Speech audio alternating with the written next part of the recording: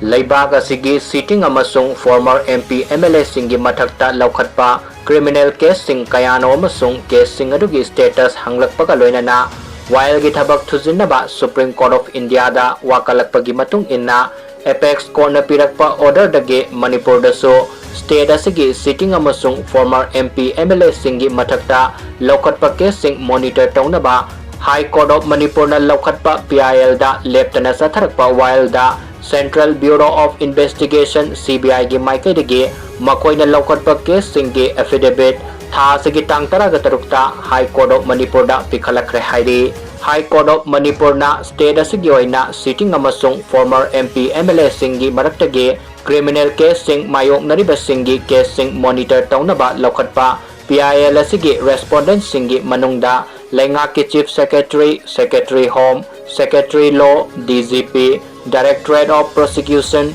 Forensic Science Laboratory, Pangai Director, CBI, NIA na chingba sing yauri. Tha sigi tang taraga tareta matter asigi makhataba while gidamak Chief Justice M Sundaram amasung Justice A Bimol gi bench na laukalakpada CBI gi maikay digi lep kibi Council Thamnyon mi kay singi maikay digi affidavit asi court file tarukibani. Hariba matter asigi while makhatana mathang sahi ki January tang 13 sathanaba lepkhre hairi